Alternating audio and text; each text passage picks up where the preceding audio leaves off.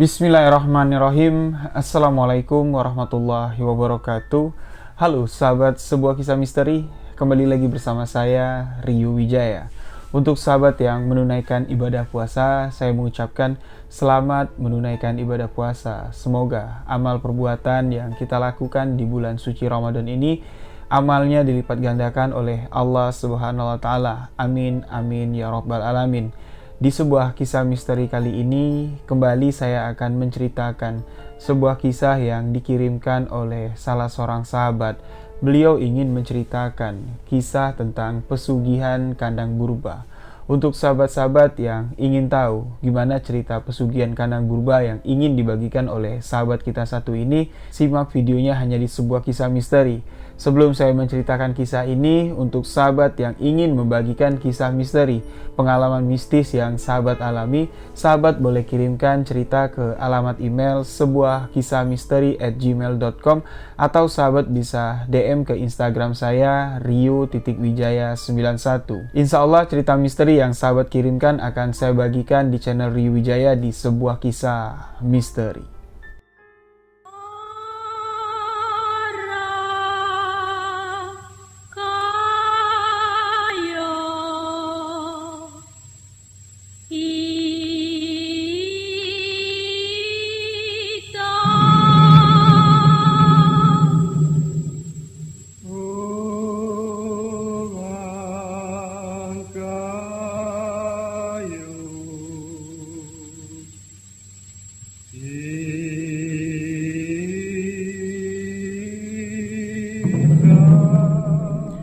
Kisah ini dibagikan oleh sahabat kita Mbak Sri yang berada di Pati.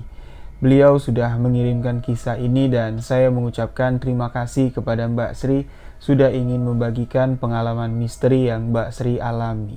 Nah, untuk kisah yang dibagikan oleh Mbak Sri ini, beliau ingin membagikan cerita tentang pesugihan kandang purba.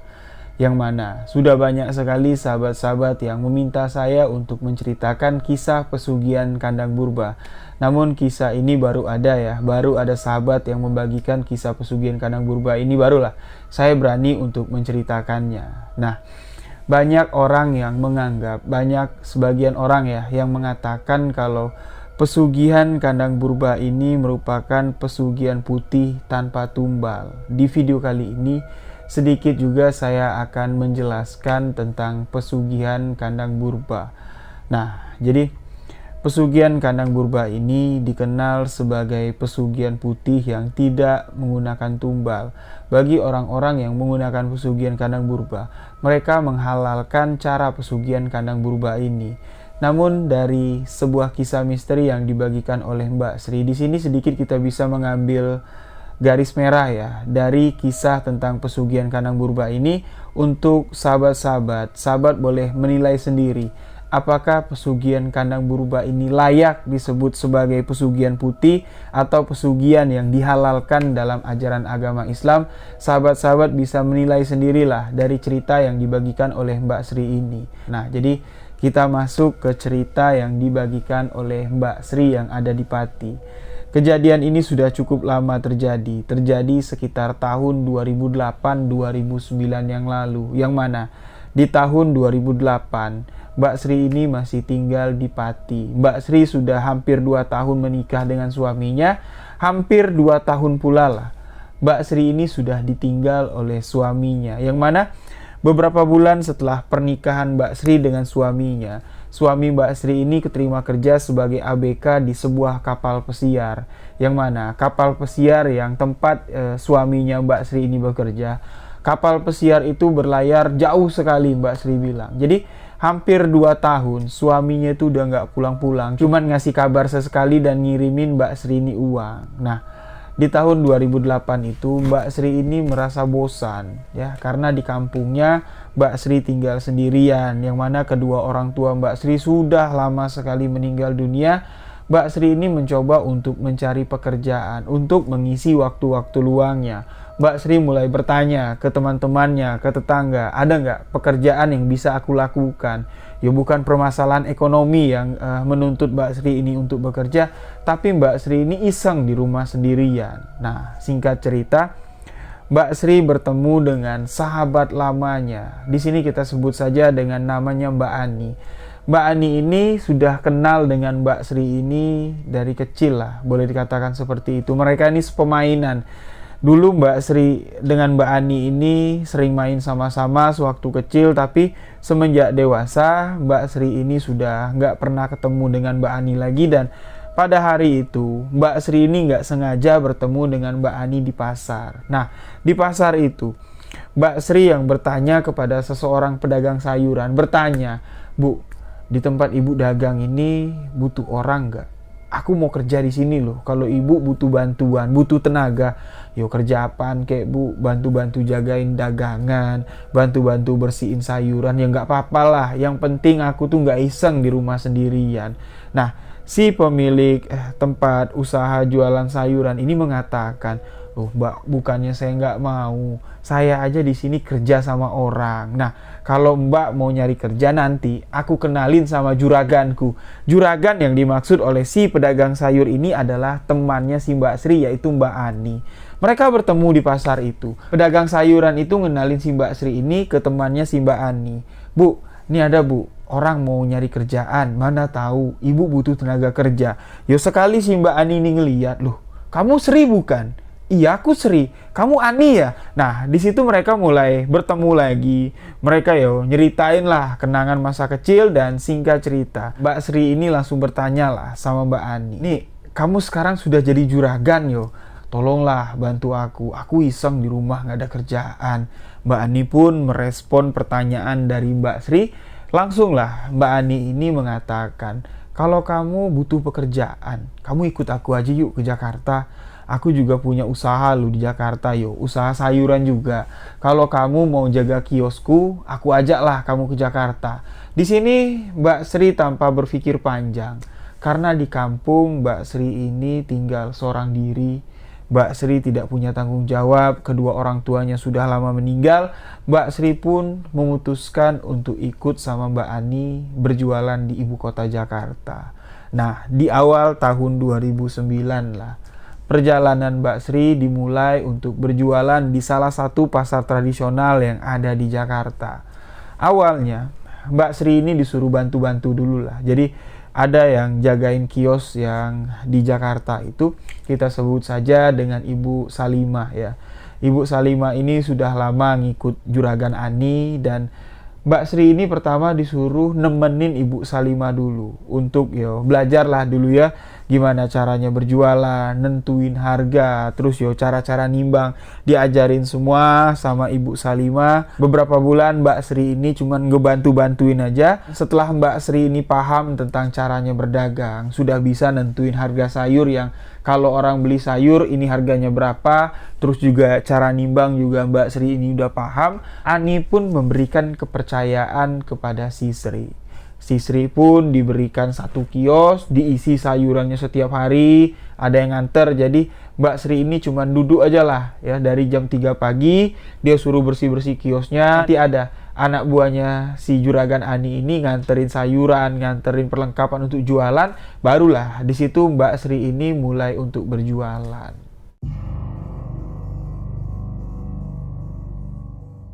Waktu pun berlalu, Mbak Sri di sini sudah mulai betah jualan di pasar. Mbak Sri pun sudah mulai banyak langganan, dan bosnya, si Mbak Ani ini sangat senang sekali dengan cara berjualan si Mbak Sri ini. Karena dari laporan orang-orang yang ada di pasar mengatakan kalau si Sri ini walaupun dia baru jualan di kios itu, tapi pelanggannya tuh banyak sekali. Orang-orang pada suka dengan pelayanan yang diberikan oleh si Mbak Sri ini, dan otomatis penjualan di kios Mbak Sri pun sangat bagus sekali. Sayur-sayuran yang di drop di sana itu terjual habis. Jarang lah kalau sayur-sayuran yang ada di sana itu tersisa. Nah, di sini membuat si temannya Mbak Sri, si bos Ani ini sangat senang sekali kepada si Mbak Sri. Nah, beliau mengatakan memang 1 tahun pertama Mbak Sri ini nggak pernah pulang kampung karena dia baru masa penjajakan lah ya. Dia baru mencari pelanggan di kios baru yang dimiliki oleh bos Ani ini di tempat si Mbak Sri kerja ini. Di tahun pertama itu, pas mau lebaran, Barulah Bos Ani mengatakan kepada Mbak Sri, "Sri, nanti kamu lebaran pulang sama aku yuk, bareng sama aku. Nanti tak anterin lah kamu sampai ke kampung, sampai ke depan pintu rumah, tak anterin." Nah, kebetulan pada tahun itu, suami dari Mbak Sri yang sudah bertahun-tahun gak pernah pulang, semenjak berlayar setelah mereka menikah, itu juga pulang ke rumah, pulang lebaran. Jadi, paslah momennya di sini.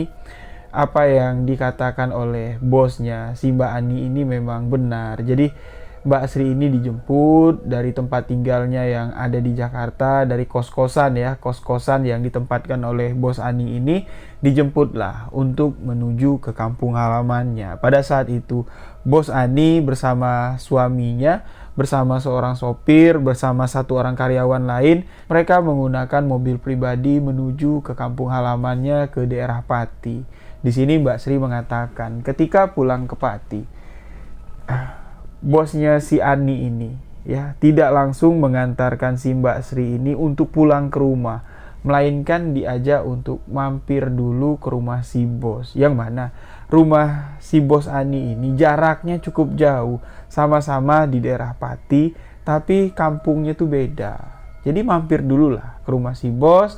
Setelah mampir di rumah si bos, Mbak Sri ini nginep satu malam di sana karena pada saat itu sampainya itu tengah malam, mereka istirahat dulu.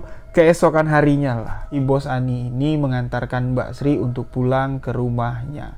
Pada malam ketika Mbak Sri menginap di rumah bosnya, Mbak Sri ini merasa ada yang aneh. Ini kok rumahnya si bos Ani besar banget, banyak banget kamar yang ada di rumah itu, tapi yang nempatinnya kok dikit ya. Suaminya, satu orang pegawai yang buat bantu-bantu di rumah Bos Ani. Bos Ani ini tidak memiliki anak. Rumahnya sangat besar sekali, tapi ada sebuah bangunan kecil di belakang rumahnya si Bos Ani ini yang agak sedikit menimbulkan kecurigaan lah bagi si Mbak Sri ini. Masa iya, dia katakan, di bangunan yang sangat mewah sekali, di rumah yang sangat besar sekali, tapi kok ya ada di bagian belakang halaman rumah itu kayak ada gubuk. Nggak tahu lah gubuk itu untuk apa, gubuk itu dalamnya apa. Mbak Sri cuma bisa bertanya-tanya di dalam hati. Dia nggak berani untuk menanyakan langsung kepada bosnya. Lalu singkat cerita, ketika Bos Ani ini mengantarkan Mbak Sri pulang ke rumah, yang mana pada saat itu suami dari Mbak Sri ini sudah duluan sampai ke rumah. Bertemulah Bos Ani, suaminya Bos Ani, suaminya si Mbak Sri ini bertemulah. Mereka berkenalan. Mbak Sri pun mengatakan, "Ini loh mas, ya temanku yang sering aku omongin di telepon, yang ngajakku kerja di Jakarta, yo inilah orangnya. Yo dulu jadi temanku, sekarang udah jadi bosku." Nah, Mbak Ani pun di sini nggak enak ya mendengar Mbak Sri bilang dia bos di depan suaminya. Di sini Mbak Ani pun ya ngenakin lah ya, mengatakan kepada suaminya Mbak Sri, "Yo ndak lah, sama aja, aku juga jualan di pasar, tapi kios kami saja yang berbeda." Setelah pertemuan hari itu, Mbak Sri mengatakan dia lebaran, libur lebaran itu cukup lama, ya kurang lebih sekitar 2 bulan lah. Karena suaminya ini liburnya juga lama, sekitar 2 bulanan, Mbak Sri mengatakan kepada Bos Ani, ketika nanti suaminya sudah berangkat berlayar lagi, barulah Mbak Sri ini bisa kembali ke Jakarta untuk kembali berjualan. Bosnya si Mbak Ani ini sama sekali tidak keberatan dengan permintaan dari Mbak Sri. Mbak Ani mengatakan, "Ya terserah kamu lah Sri. Kalau kamu mau libur 1 bulan, kalau kamu mau libur 2 bulan, yuk terserah kamu, gak apa-apa. Toh juga nanti kalau kamu liburnya agak lama, nanti ada orang yang bakal gantiin kamu. Ya paling nanti kalau kamu libur lama-lama, kasihan nanti sama pelangganmu yang ada di pasar nyariin kamu." Ketika Mbak Sri ini pulang kampung, ini kan sudah mau deket lebaran. Mbak Sri pun setelah selesai lebaran ya, beberapa hari setelah lebaran, berkunjunglah main-main ke rumah Bos Ani. Ngajak suaminya. Sesampainya di rumah Bos Ani, suasana lebaran itu tidak ada di sana. Yang dilihat sama Mbak Sri dan suaminya, di rumah itu banyak sekali orang-orang yang tengah membangun rumah. Ternyata rumah yang ditempati oleh Bos Ani, rumah yang dimiliki oleh Mbak Ani, ini rumah yang besar, rumah yang masih bagus, ini direnovasi. Di sini menimbulkan pertanyaan bagi Mbak Sri, loh kok kenapa ya?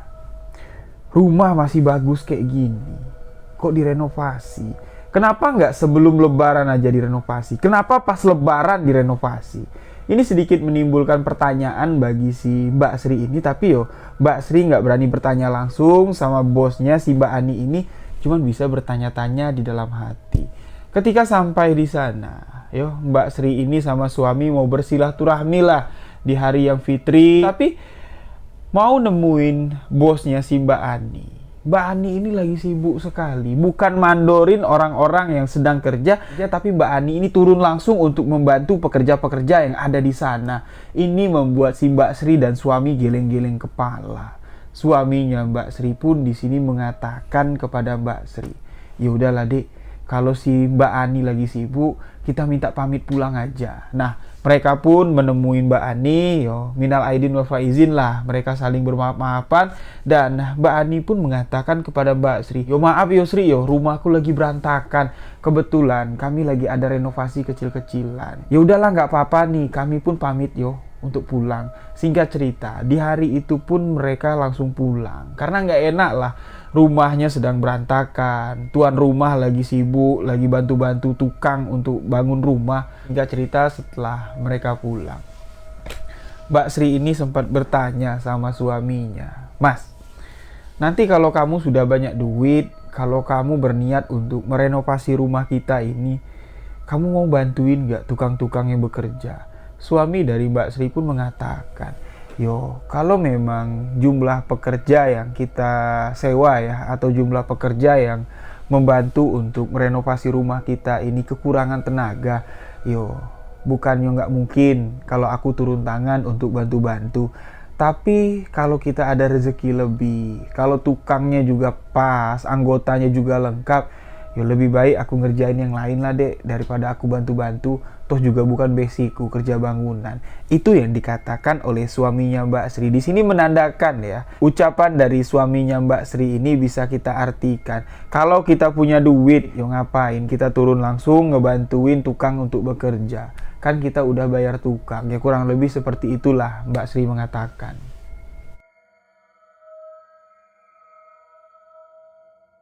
Kurang lebih setelah 2 bulan, Mbak Sri ini libur menemani suaminya di rumah.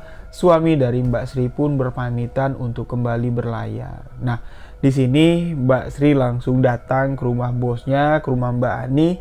Dan ketika Mbak Sri ini sampai ke rumah bosnya si Mbak Ani, kebetulan renovasi rumah tersebut sudah hampir selesai. Jadi Mbak Sri mengatakan, Bos, aku udah siap lagi nih, mau dikirim ke Jakarta. Kebetulan besok suamiku sudah berangkat untuk berlayar lagi. Mbak Ani mengatakan, yaudah, kalau kamu udah siap untuk kembali bekerja di Jakarta, besok kamu kesini. Kalau suami kamu udah berangkat, nanti tak antar kamu ke Jakarta. Singkat cerita, setelah suaminya berangkat meninggalkan Mbak Sri dan meninggalkan kampung halamannya, Mbak Sri pun langsung berangkat ke rumah bosnya, bawa barang-barang, bawa pakaian, bersiap untuk bekerja lagi di Jakarta. Sesampainya di rumah Mbak Ani, Mbak Sri ini menginap 1 malam karena pada saat Mbak Sri datang, Mbak Ani ini masih repot bantu-bantuin tukang untuk nyelesain bangunan rumahnya. Mbak Ani mengatakan, besok lah ya, kamu aku anterin, kamu nginep dulu lah 1 malam di sini. Besok pagi-pagi sama-sama aku kita berangkat ke Jakarta. Nah, lagi-lagi di sini untuk kedua kalinya Mbak Sri ini menginap di rumahnya bos Ani. Lagi-lagi di sini, Mbak Sri ini penasaran dengan gudang yang ada di belakang rumah. Jadi pada malam hari sekitar jam 10 malam, Mbak Sri ini nggak bisa tidur, dia keluar kamarnya, keluyuran ke bagian belakang rumah si bos, mendekati gubuk yang ada di bagian belakang rumah tersebut. Duduklah Mbak Sri ini di depan pintu gubuk itu sambil memperhatikan. Gubuk yang dibangun dindingnya itu dari anyaman bambu atapnya juga menggunakan atap nipah, ukurannya tidak terlalu besar Mbak Sri di sini menggambarkan ukurannya itu 3 meter kali 5 meter lah, atau 4,5 meter, kurang lebih seperti itulah. Di bagian pintu depan itu digembok dan ada satu yang mencurigakan dari bangunan gubuk tersebut. Di atas pintu itu seperti ada kayak ventilasi.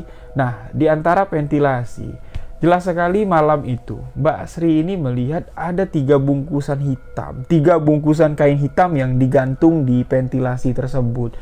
Mbak Sri di sini bertanya-tanya, itu gantungan apa sih? Apa yang dibungkus oleh kain hitam tersebut?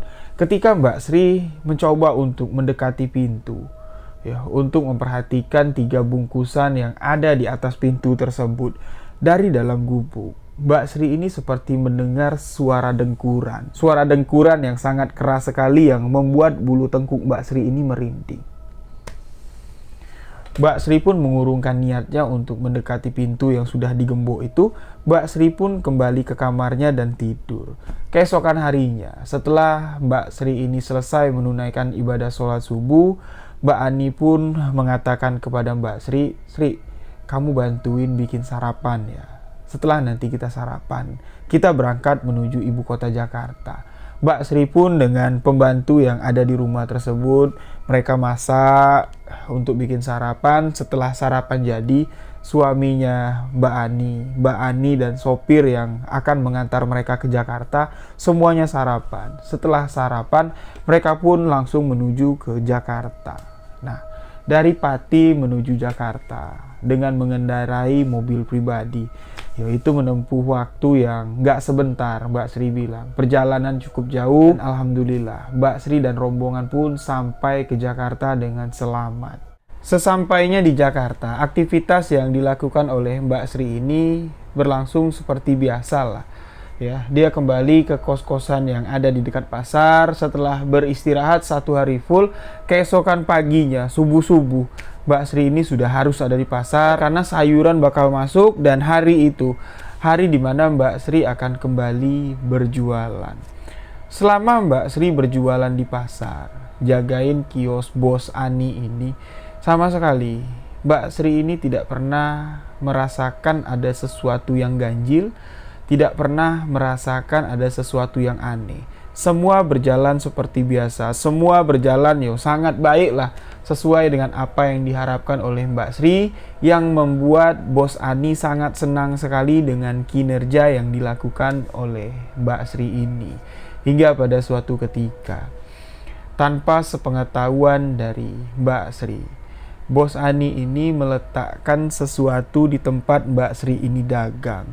Apa yang diletakkan oleh Mbak Ani ini awalnya tidak diketahui oleh si Mbak Sri. Jadi meja untuk berjualan di pasar ya, meja sayuran itu meja papan biasa, ukurannya cukup tinggi, dan meja itu dibuat kayak panggung kayak gitu ya. Mbak Sri naik di atasnya juga, di depannya itu lengkap lah sayur-sayuran, di bawahnya itu kan kolong. Nah, nggak sengaja pada suatu hari Mbak Sri ini ngejatuhin duit di bawah kolong tersebut.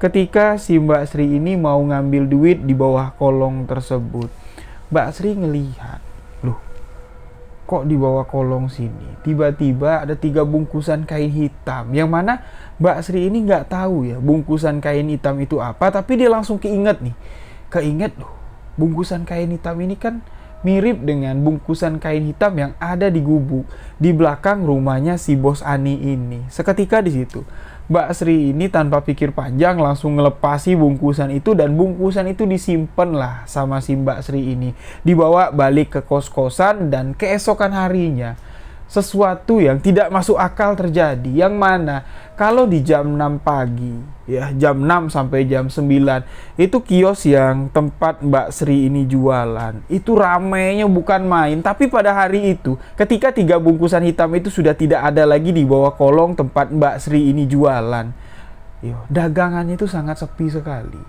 Mbak Sri mengatakan bukan 50% merosotnya, bahkan hampir 80%.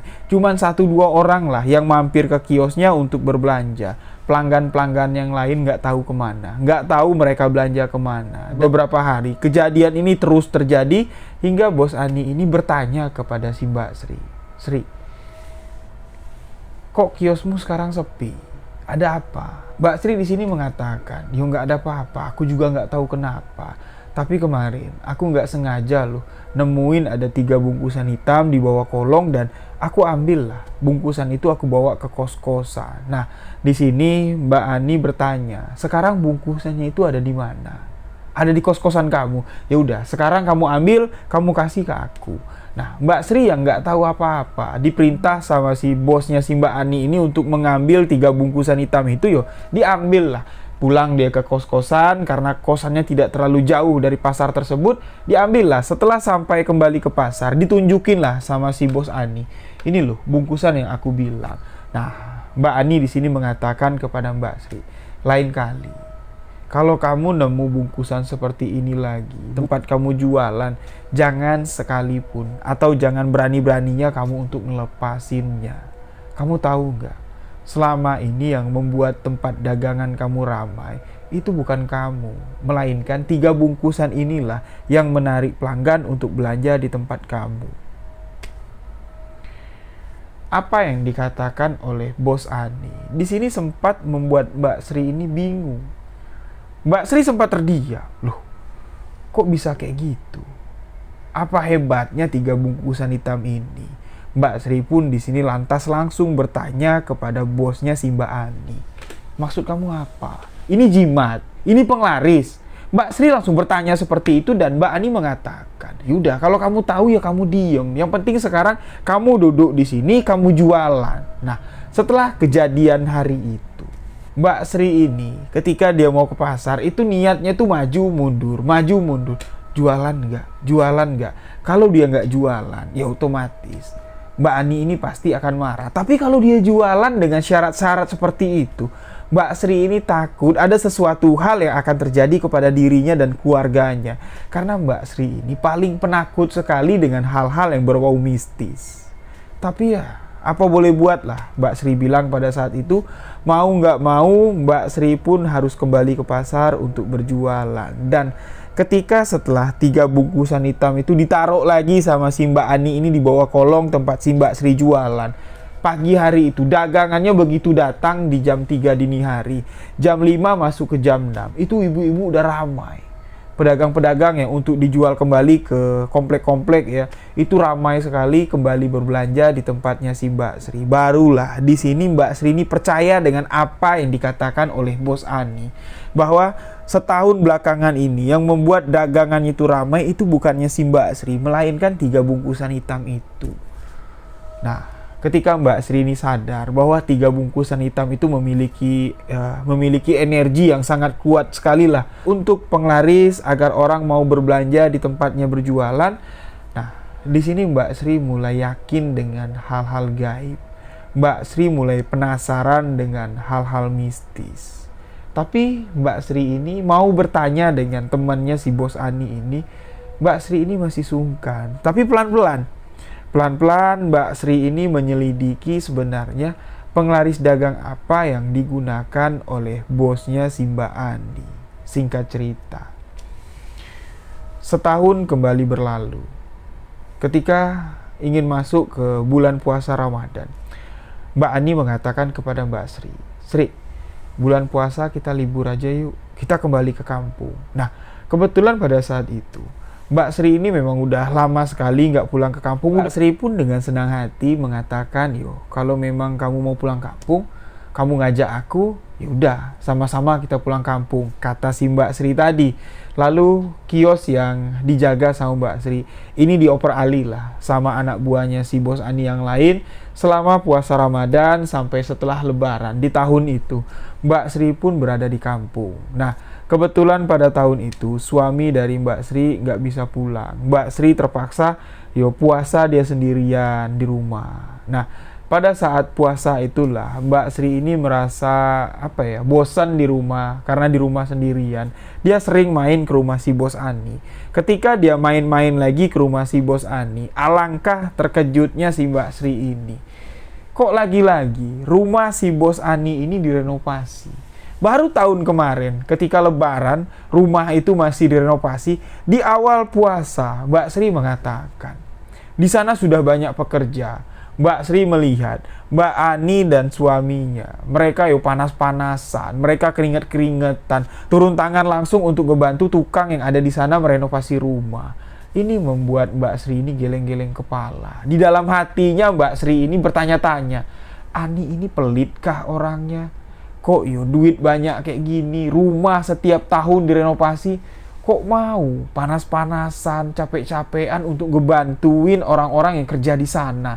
Ini menimbulkan kecurigaan bagi si Mbak Sri. Tapi kecurigaan Mbak Sri ini tidak beralasan. Dan kecurigaan Mbak Sri ini nggak tahu arahnya kemana.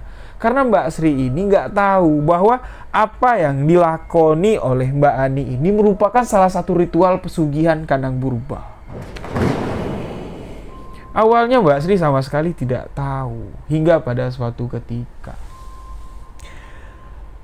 Mbak Sri ini pulang dari rumahnya si Mbak Ani.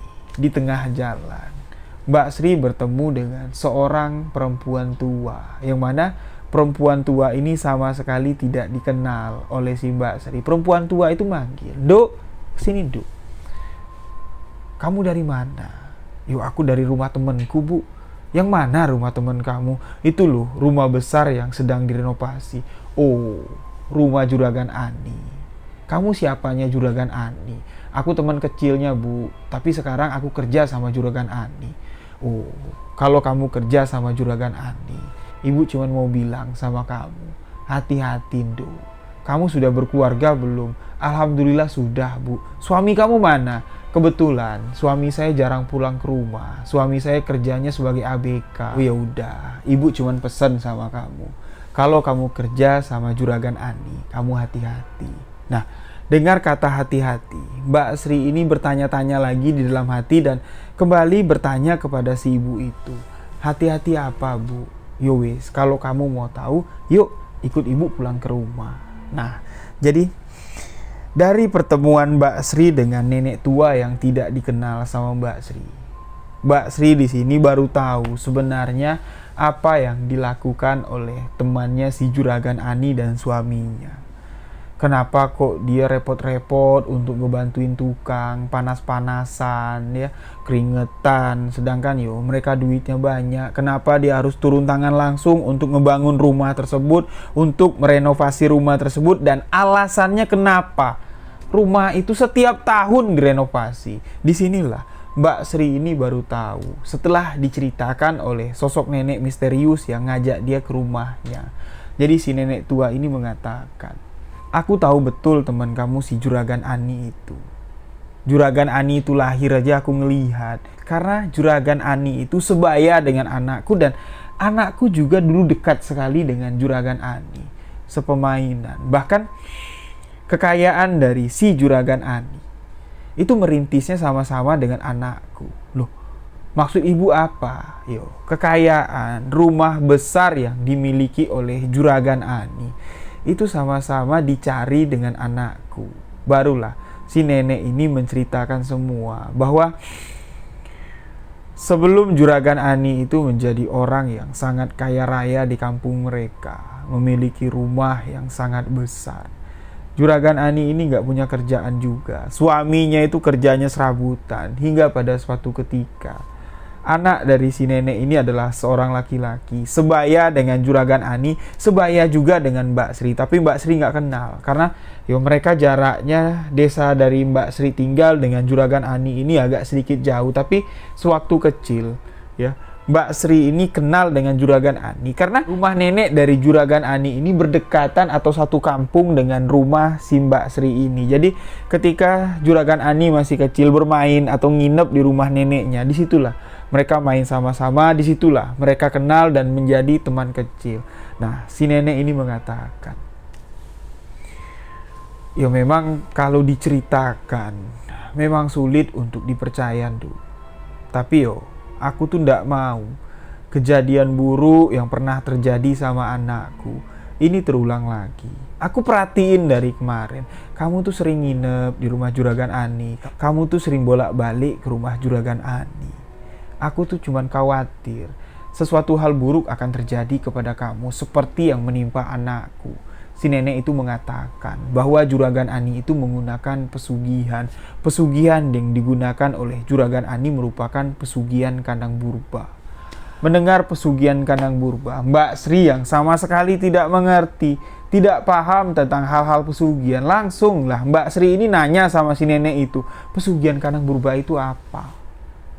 Si nenek itu menjelaskan, pesugihan kandang purba merupakan pesugihan usaha. Jadi setiap orang yang ingin menggunakan pesugihan kandang burba, mereka harus mempelantari usaha dulu. Jadi mereka harus memiliki usaha dulu. Setelah usaha mereka ada, barulah pesugihan kandang burba, ritual pesugihan kandang burba ini bisa dilakukan. Nah, jadi si nenek itu menjelaskan dulu, Duk. Awal-awal si Mbak Sri itu merintis usahanya. Ya, usaha untuk berjualan sayuran di kampung ini. Itu berdua dengan anakku. Bahkan menurut cerita dari almarhum anakku sebelum dia meninggal, anakku mengatakan penyesalan yang paling besar yang pernah dia lakukan, dia pernah melakukan ritual pesugihan kandang burba. Dan pesugihan kandang burba itu dilakukannya bersama Sri dan suaminya.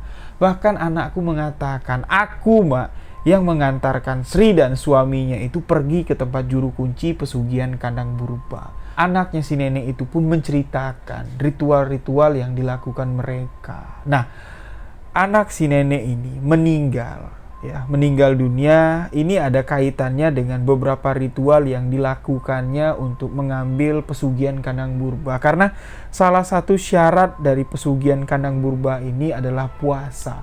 Pertama, mereka harus melakukan puasa muti. Dan kedua, mereka harus melakukan puasa wirid. Puasa wirid itu dalam arti kata, satu hari mereka itu nggak makan nasi, nggak makan minum, itu 24 jam. Satu hari mereka tuh cuma wiritan saja dan esok harinya mereka baru boleh makan. Nah, besok harinya lagi mereka puasa lagi 1 kali 24 jam, mereka nggak minum, mereka nggak makan, mereka cuma duduk sambil wiritan. Itu dilakukan sampai tanda-tanda kalau pesugihan kandang burba ini bisa mereka lakukan. Nah, dari puasa wirid inilah anak si nenek ini bukan mendapatkan kekayaan ya, si nenek itu katakan, malah mendapatkan penyakit. Anak nenek ini mengidap penyakit mah sangat kronis sekali yang menyebabkan anak si nenek ini meninggal dunia dari ritual pesugihan kandang burba yang dia lakukan. Tapi si Sri dan suaminya, mereka berhasil melakukan ritual pesugihan ini sampai selesai, dan kekayaan yang didapat oleh Juragan Ani sekarang, kesuksesan yang dia raih sekarang, itu ada campur tangan almarhum anakku. Nah, yang anehnya di sini, si nenek tua itu mengatakan, awal-awal sebelum si Juragan Ani ini dapat membangun rumah sebesar itu, ritual yang dilakukan oleh Juragan Ani setiap tahunnya, itu mereka membantai kerbau atau membantai sapi. Daging dari hewan yang dikorbankan oleh Juragan Ani dan suaminya, itu dagingnya dibagi-bagikan semua kepada masyarakat yang ada di kampung ini. Nah, si nenek tua ini mengatakan, pertama kali Juragan Ani itu membantai seekor sapi. Anak dari si nenek, anak laki-laki dari si nenek ini masih hidup. Ya. Tapi memang sakit mah yang kronis itu sudah diidap sama anak si nenek itu setelah selesai membantai 1 ekor sapi. Tahun selanjutnya, Juragan Ani ini mendapatkan keuntungan lagi dari usahanya. Juragan Ani kembali membantai seekor sapi, dan di tahun ketiga, setelah Juragan Ani membantai seekor sapi, yang mana pada saat itu anak si nenek itu masih hidup, kondisinya masih sehat walaupun sering mengidap mah yang sangat parah sekali, mah yang sudah kronis. Beberapa hari setelah Juragan Ani membantai seekor sapi untuk dikorbankan, anak si nenek itu meninggal dunia. Dan inilah yang membuat kecurigaan bagi si nenek. Jangan-jangan anakku yang telah membuka jalan kepada Juragan Ani dan suaminya untuk mendapatkan pesugihan kandang burba, malah anakku yang dijadikan tumbal. Memang apa yang dikatakan oleh si nenek tua ini tidak beralasan. Awalnya di sini Mbak Sri mengatakan kalau si nenek ini cuman iri ya, cuman sirik saja dengan kekayaan yang didapat oleh Juragan Ani dan suaminya. Mbak Sri sama sekali tidak nanggapin cerita dari si nenek tua ini. Tapi ketika si nenek tua memberikan ciri-ciri yang ada di rumah si Juragan Ani, barulah Mbak Sri ini percaya. Duk, mungkin kalau kamu cuman ngedengerin cerita yang nenek sampaikan, kamu gak akan percaya. Tapi kamu boleh cek, kamu boleh cari tahu lah. tentang apa yang aku ceritakan ini adalah sebuah kisah kebenaran yang telah terjadi, yang kisah ini telah merenggut nyawa anakku. Coba kamu cek. Rumah yang direnovasi sama Juragan Ani. Kamu lihat, rumah itu sudah rampung selesai dibangun. Tapi kamu lihat, dari beberapa sisi bangunan, itu pasti ada cacatnya. Cacat dalam arti kata bangunan itu sengaja tidak diselesaikan untuk disambung tahun depan lagi. Seolah-olah pembangunan dari rumah tersebut tidak akan selesai. Itu merupakan salah satu syarat. Salah satu syarat dari pesugihan kandang purba. Dan si nenek itu pun menjelaskan arti dari kandang purba. Kandang purba bisa diartikan sebagai kandang atau tempat yang besar. Tempat yang besar untuk siapa? Bukan untuk si pemilik rumah, melainkan untuk demit yang mereka sembah. Nah, ketika mendengar demit yang mereka sembah, seketika bulu kuduk dari Mbak Sri pun langsung berdiri. Mbak Sri langsung ingat, di bagian belakang rumah Juragan Ani ada gubuk tua dan Mbak Sri pernah mendengar suara dengkuran yang sangat mengerikan sekali. Mbak Sri pun di sini menceritakan kepada si nenek. Si nenek itu pun mengatakan kepada Mbak Sri, "Duk, apa yang nenek katakan benar kan? Ternyata kamu sudah tahu sejauh itu. Hati-hati, Duk. Semakin kamu tahu, kamu akan berbahaya." Jadi, setelah pertemuan hari itu, ya, Mbak Sri bertemu dengan sosok nenek misterius ini. Mbak Sri pun berpamitan untuk pulang ke rumah. Sesampainya pulang di rumah, Mbak Sri ini bingung lah ya, mikirin apa yang diceritakan sama si nenek tua. Mbak Sri ini memiliki kekhawatiran juga lah, kalau aku terus bekerja sama Juragan Ani, nanti apa yang diceritakan oleh si nenek tua ini memang benar-benar bisa terjadi berabe lah aku. Jadi Mbak Sri ini galau, lanjutin gak kerja sama Juragan Ani, atau aku berhenti aja sekarang. Mbak Sri pun di sini ketika suaminya menelpon menceritakan semua kejadian ini, dan suami dari Mbak Sri pun mengatakan, "Awalnya aku tuh udah memiliki kecurigaan sama temen kamu, tapi kecurigaan aku ini tidak beralasan. Cuman feeling aja lah nggak enak. Aku tuh ngerasa aneh ketika kita lebaran datang ke rumah temen kamu si Juragan Ani. Aku melihat ada yang berbeda." Itulah yang disampaikan oleh suami Mbak Sri ini ketika Mbak Sri minta pendapat. Kira-kira gimana, Mas? Apa aku lanjutin kerja aja atau aku berhenti aja? Suami dari Mbak Sri mengatakan, itu tergantung kamu. Tergantung kamu lah. Kamu baiknya gimana? Kalau aku bilang, kalau kamu di rumah aja, kamu gak usah kerja lagi sama Juragan Ani. Kalau kamu betah di rumah, alhamdulillah. Tapi kalau kamu gak betah di rumah, aku juga gak bisa maksa. Posisinya aku sekarang gak bisa nemenin kamu. Nah, singkat cerita di sini, Mbak Sri masih memutuskan untuk bekerja dengan Juragan Ani. Setelah lebaran, seperti biasa, seperti tahun kemarin, Mbak Sri dengan Juragan Ani pun kembali lagi ke Jakarta. Kembali untuk beraktivitas, untuk berjualan seperti biasa. Tidak ada kejanggalan, tidak ada keanehan lah yang dialami oleh Mbak Sri ini.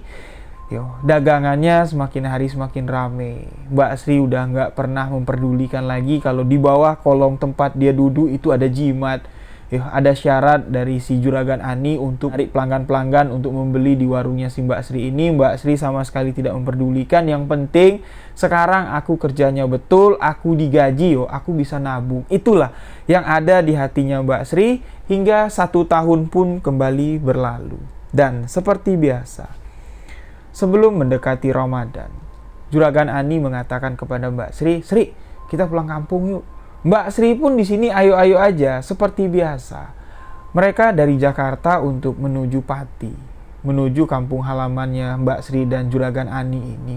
Mereka mengendarai sebuah mobil pribadi, yang mana pada saat itu yang menumpang mobil pribadi dari Juragan Ani itu cuman Mbak Sri, sopirnya sama Juragan Ani. Cuman mereka bertiga lah pulang kampung pada saat itu. Sesampainya di kampung seperti biasa, sampainya tuh tengah malam. Jadi Juragan Ani bilang sama si Mbak Sri, "Ya udahlah, kamu nginep di sini dulu, besok baru diantar." Nah, seperti biasalah Mbak Sri ini nginep di rumah si Juragan Ani. Tapi ketika Mbak Sri menginap di rumah Juragan Ani pada malam itu, Mbak Sri yang sudah sedikit tahulah cerita asal-usul kekayaan dari Juragan Ani ini hasil dari menggunakan pesugihan kandang purba. Mbak Sri agak sedikit takut-takut lah untuk nginep di sana pada malam itu. Dia nggak bisa tidur, dia wiritan, dia berzikir, dia sholat tahajud, dia minta petunjuk, dia minta perlindungan kepada Allah Subhanahu Wa Taala. Dan pada malam itu juga lah, nggak tahu ini petunjuk kah, nggak tahu ini petanda kah, wallahu alam, Mbak Sri mengatakan. Tapi pada malam itu merupakan puncak dari keyakinan Mbak Sri bahwa pekerjaan yang dilakukan oleh Mbak Sri, bekerja dengan Bos Ani, itu harus segera diselesaikan pada malam itu. Mbak Sri yang sudah capek sekali badannya, tapi matanya nggak bisa tidur. Mbak Sri terus berzikir sambil rebahan, sambil mencoba untuk memejamkan matanya. Mbak Sri terus berzikir. Di dalam zikirnya Mbak Sri pun larut dalam heningnya malam. Dan seketika Mbak Sri ini sedikit mendapat gambaran tentang suaminya yang sedang bekerja jauh di sana. Nggak pernahnya Mbak Sri mengatakan dia melihat kalau sosok suaminya yang bekerja sebagai ABK tenggelam. Kapal tempat bekerja suaminya Mbak Sri ini tiba-tiba dihantam ombak dan kapal itu tenggelam. Di dalam lamunan Mbak Sri, dia melihat kalau suaminya itu sudah meninggal dunia. Jenazahnya mengapung di atas air dengan perut yang sangat besar sekali. Bagian wajahnya sudah mengembang, layaknya seperti orang jenazah sudah terendam sangat lama lah di air. Dan itu membuat Mbak Sri ini ketakutan. Mbak Sri di sini bertanya-tanya, apakah ini ada kaitannya dengan pesugihan yang dilakukan oleh Juragan Ani? Apa ini cuma ketakutan yang dirasakan oleh Mbak Sri? Mbak Sri mengatakan di sini kalau itu adalah gambaran yang istilahnya gambaran setan lah untuk nakut-nakutin Mbak Sri, mustahil juga lah. Karena pada saat itu Mbak Sri masih dalam keadaan wudhu. Mbak Sri juga nggak ngelamun kosong. Mbak Sri sambil berzikir dan Mbak Sri di sini dapat memastikan kalau ini gambaran yang Allah berikan, petunjuk yang Allah berikan. Karena sebelumnya Mbak Sri ini baru selesai menunaikan sholat tahajud. Di sholat tahajud tersebut Mbak Sri meminta petunjuk kepada Allah Subhanahu Wa Taala. Ya Allah, ya Tuhanku, ketakutan yang kurasakan ini apakah cuman keraguan atau ini merupakan sebuah ketakutan yang benar-benar nyata? Ya Allah, ya Tuhanku, berikanlah aku petunjuk. Nah, Mbak Sri di sini dapat memastikan bahwa lamunannya ini merupakan petunjuk yang Allah berikan. Keesokan harinya, Juragan Ani mengatakan kepada Mbak Sri, "Sri, kamu gak usah pulang dulu ya, karena aku butuh bantuan kamu." "Butuh bantuan apa?" Mbak Sri bertanya kepada Juragan Ani. Kami mau bantai hewan, kami mau bantai seekor sapi dan dagingnya nanti mau kami berikan kepada warga-warga sekitar. Kamu bantu-bantu di sini dulu ya. Nah, karena Mbak Sri ini manut lah ya sama Juragan Ani, karena Juragan Ani ini sudah berjasa mau ngajaknya kerja di Jakarta, dan Mbak Sri pun nginep lagi lah satu malam di sana. Memang iya, pada siang hari suami dari Juragan Ani ini bawa seekor sapi itu dibantai, dagingnya dicincang-cincang, dibagikanlah kepada warga sekitar. Namun pada sore harinya Mbak Sri dikejutkan dengan kabar duka. Sopir pribadi yang dimiliki oleh Juragan Ani meninggal dunia. Ketika mendapat informasi kalau sopir yang biasa mengantar Mbak Sri pulang dari Jakarta menuju ke Pati, yang biasa nyopirin mobil pribadinya si Juragan Ani meninggal dunia, Mbak Sri di sini langsung ketakutan.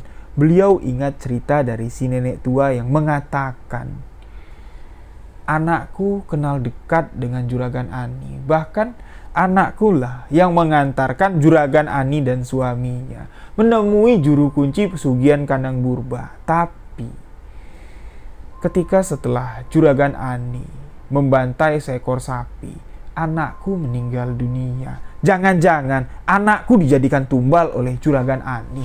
Mbak Sri ingat dengan cerita tersebut pada sore hari itu juga. Mbak Sri berpamitan minta pulang sama Juragan Ani. Boleh nggak boleh Juragan Ani pada sore hari itu, Mbak Sri pun pulang sendiri. Nah, setelah hari itulah Mbak Sri ini menelpon suaminya. Mas, aku nggak mau tahu. Pokoknya dalam waktu dekat kamu harus pulang. Aku ketakutan, Mas. Aku ketakutan. Apa yang kamu katakan? Kalau Juragan Ani, kalau temanku Juragan Ani itu ada yang aneh, memang ternyata benar. Mbak Sri yang penuh rasa takut menelpon suaminya, dan suaminya pun mau nggak mau memutuskan untuk pulang. Tapi kepulangan dari suami Mbak Sri ini bukan kepulangan biasa, melainkan kalau dia pulang dengan cara mendadak seperti itu, otomatis suami dari Mbak Sri ini harus berhenti dari pekerjaannya. Nah, Mbak Sri mengatakan, "Yowis, nggak apa-apa lah Mas, kamu pulang, kamu berhenti kerja, toh juga hasil dari kerjamu selama ini sudah aku tabungin. Yuk kita bikin usaha aja lah, aku takut Mas tinggal sendirian." Nah, jadi singkat cerita, setelah kejadian pada hari itu, kejadian yang memang di luar akal sehat, cerita yang diceritakan oleh nenek tua misterius itu memang benar-benar terjadi. Persis seperti apa yang diceritakan oleh si nenek tua, Mbak Sri ini memiliki ketakutan yang sangat parah sekali kepada Juragan Ani. Mbak Sri memutuskan untuk tidak datang lagi ke rumah Juragan Ani. Juragan Ani pun datang nyusul ke rumah si Mbak Sri. Bertanya, "Kamu kok nggak pernah datang lagi ke rumahku? Yuk, siap-siap kita berangkat ke Jakarta lagi." Di sini Mbak Sri memutuskan untuk berhenti. Dia mengucapkan terima kasih kepada Juragan Ani. Mbak Sri pamitnya tuh baik-baik ya, dengan alasan kalau suaminya udah putus kontrak dan suaminya bakal pulang lagi ke kampung, suaminya nggak berlayar lagi. Jadi Mbak Sri pun harus ada di rumah untuk melayani suaminya. Nah, mendengar alasan dari Mbak Sri seperti itu, Juragan Ani pun nggak bisa memaksa. Juragan Ani pun sama sekali tidak menaruh kecurigaan, karena Juragan Ani ini nggak tahu kalau Mbak Sri ini sudah tahu cerita pesugihan yang dilakukan oleh Juragan Ani dari nenek tua misterius yang ditemui oleh Mbak Sri. Jadi setelah Mbak Sri tidak ada hubungan lagi dengan Juragan Ani, memang kehidupan Mbak Sri baik-baik sajalah, tidak ada hal-hal mistis, tidak ada hal-hal aneh yang dialami oleh Mbak Sri. Bahkan ketika Mbak Sri pun bekerja di tempat si Juragan Ani, untuk gangguan-gangguan secara nyata yang mengganggu si Mbak Sri ini memang nggak ada, kecuali ketika Mbak Sri mencoba mendekati bangunan tua atau gubuk tua di belakang rumah Juragan Ani. Dia cuman sekali lah mendengar suara dengkuran yang membuat bulu tengkuknya merinding. Cuman itulah kejadian nyata yang dialami oleh Mbak Sri. Tapi cerita menyeramkan dari si nenek tua yang menceritakan kalau anak dari si nenek tua ini, almarhum anak laki-laki dari si nenek tua ini, merupakan teman dari si Juragan Ani yang sama-sama mencari ritual pesugihan kandang purba yang meninggal secara tiba-tiba. Itu membuat Mbak Sri ini ketakutan. Ditambah lagi setelah Juragan Ani membantai seekor sapi, beberapa jam kemudian sopir pribadi dari Juragan Ani ini meninggal dunia. Memang kalau kita pikir secara logika, yang namanya ajal sudah ditentukan oleh Allah Subhanahu wa taala. Bisa aja itu cuma kebetulan, tapi di sini Mbak Sri tidak menganggap itu kebetulan. Mbak Sri di sini menganggap kalau semua itu ada kaitan dengan ritual pesugihan kandang purba. Nah, jadi demikianlah kisah yang dibagikan oleh Mbak Sri. Mbak Sri pernah bekerja dengan seorang juragan yang menggunakan ritual pesugihan kandang purba untuk mendapatkan kekayaan. Memang kekayaan yang didapat oleh Juragan Ani yang melakukan ritual pesugihan kandang purba ini memang sangat luar biasa sekali. Bisnis yang dilakukan oleh Juragan Ani memang berkembang sangat pesat sekali. Nah, demikianlah kisah misteri yang dibagikan oleh Mbak Sri. Dari kisah ini, mudah-mudahan bisa kita ambil sedikit hikmah dan pelajaran bahwa sesungguhnya ritual pesugihan yang dilakukan oleh Mbak Ani, ritual pesugihan kandang purba yang sebagian orang percaya kalau ritual pesugihan kandang purba ini merupakan pesugihan putih, pesugihan tanpa tumbal, ya, tidak bisa dibuktikan. Ya, tidak bisa juga dikatakan kalau pesugihan itu ada yang putih, ada yang hitam. Setahu saya dan pendapat saya, mohon maaf kalau salah pendapat saya ini, beribu-ribu maaf saya haturkan. Bagi saya tidak ada pesugihan yang digolongkan putih. Ketika kita sudah meminta kepada selain Allah Subhanahu wa taala, itu tetap salah. Sesungguhnya yang menentukan rezeki, yang memberikan rezeki hanya Allah Subhanahu wa taala. Tidak ada yang lain yang memberi selain Allah Subhanahu wa taala. Mohon maaf jika pendapat saya salah dan tolong koreksi di kolom komentar. Nah, di akhir cerita yang dibagikan oleh Mbak Sri, beliau ingin saya menyampaikan kepada sahabat-sahabat, mohon maaf sebesar-besarnya. Mbak Sri bilang kalau cerita yang dituliskannya ini merupakan satu sudut pandang saja dari si Mbak Sri, satu pendapat saja dari Mbak Sri. Kalau Mbak Sri mengatakan ritual pesugihan kandang purba yang dilakukan oleh temannya, oleh sahabat kecilnya Juragan Ani ini memakan tumbal, karena kejadian ketika sapi itu dibantai, beberapa jam setelah sapi itu dibantai, dagingnya dibagi-bagikan, bertepatan atau kebetulan sopir pribadi dari Juragan Ani meninggal dunia. Dan di sini ya, Mbak Sri menyimpulkan kalau ritual pesugihan kandang purba tetap menggunakan tumbal, sesuai dengan cerita yang disampaikan oleh si nenek tua misterius ini. Mbak Sri di sini mengatakan mohon maaf jika pendapat atau sudut pandang dari Mbak Sri dari cerita ini salah. Karena apa yang dibagikan Mbak Sri, apa yang diceritakan Mbak Sri sesuai dengan apa yang beliau alami. Demikian sebuah kisah misteri kali ini. Terima kasih untuk sahabat yang telah mengklik video ini. Terima kasih untuk sahabat yang telah menonton video ini. Untuk sahabat yang memiliki kisah misteri, bisa kirimkan cerita ke alamat email sebuahkisahmisteri@gmail.com atau DM ke Instagram saya rio.wijaya91. Mohon maaf jika ada salah-salah kata dalam penyampaian video ini. Saya Rio Wijaya mengucapkan wabillahi taufiq wal hidayah. Wassalamualaikum warahmatullahi wabarakatuh. Salam sebuah kisah misteri.